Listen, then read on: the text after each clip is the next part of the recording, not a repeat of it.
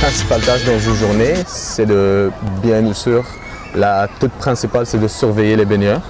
Puis il y a d'autres tâches qui s'incrustent, par exemple faire le ménage, vérifier les vestiaires, vérifier si les baigneurs sont confortables, s'il n'y a pas des choses qui leur dérangent, s'il n'y a pas des baigneurs qui les dérangent.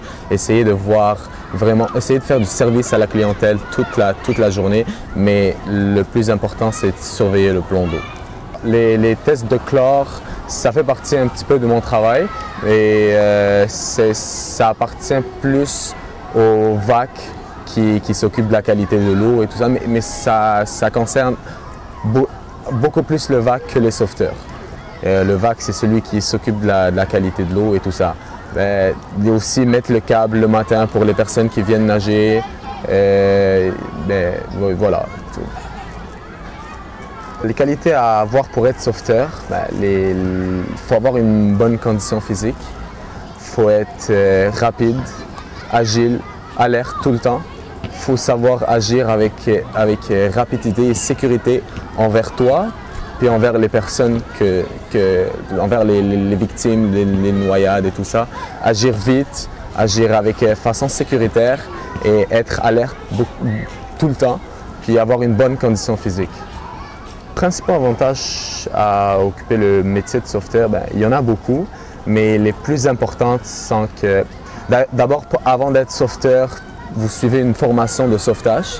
Fait que cette formation vous apprend beaucoup de choses, pas non seulement juste avoir le titre de sauveteur, mais ça vous apprend à connaître comment gérer des victimes blessées à la 4 colonnes, des victimes qui font de l'asthme, des crises cardiaques, des accidents vasculaires cérébraux.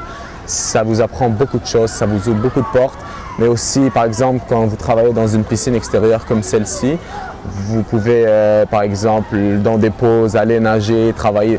Vous pouvez bronzer parce que vous travaillez à l'extérieur, vous profitez du beau temps, ça, vous faites draguer des fois. Fait que c'est ça, c'est les principaux avantages d'être sauveteur. Ma formation et la formation de sauveteur national consiste à passer trois étapes pour être sauveteur national. Premièrement, il y a la médaille de bronze, qui est vraiment toute la base du sauvetage. Après ça, il y a la croix de bronze. Pour arriver à la croix de bronze, il faut bien sûr avoir la médaille de bronze. Puis après la croix de bronze, il y a le sauveteur national, qui est plus ancré avec les situations vraiment dangereuses et tout ça. Pour être sauveteur national, il faut avoir la croix de bronze d'abord. Puis c'est ces 3 diplômes, on va dire diplômes, qui vont te permettre d'être sauveteur ici. Puis aussi le premier soin général qui consiste à gérer des blessures, appliquer les premiers soins aux personnes. Alors moi, ma formation, je l'ai reçue à Intégration Jeunesse du Québec, qui est un organisme qui donne la formation aux jeunes qui veulent être sauveteurs.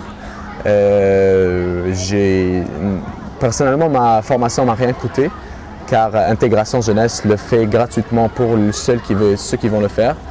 Et de plus, les personnes qui veulent suivre la formation reçoivent une petite rémunération à chaque cours qu'ils font. Et donc voilà, Intégration Jeunesse du Québec, c'est elle qui m'a formé. On peut commencer à 15 ans, suivre des cours. On peut avoir la médaille de bronze et le croix de bronze. Il faut attendre 16 à 17 ans pour commencer le sauveteur national. Après que j'ai eu mon diplôme de sauveteur national, il fallait que je fasse une entrevue à la ville de Montréal et une journée de sélection. C'est une journée où il y a plusieurs épreuves physiques. C'est par rapport à toi, à ta condition physique, à toutes tes qualités, que tu pourras t'identifier par rapport aux autres et tu pourras te faire recruter par les personnes qui veulent t'avoir. J'aurais plus des conseils à donner aux futurs sauveteurs. Moi, je vous conseille de vraiment faire la formation parce que ça apprend beaucoup de choses, puis ça ouvre beaucoup de portes. En étant sauveteur, tu peux ne pas rester sauveteur toute ta vie.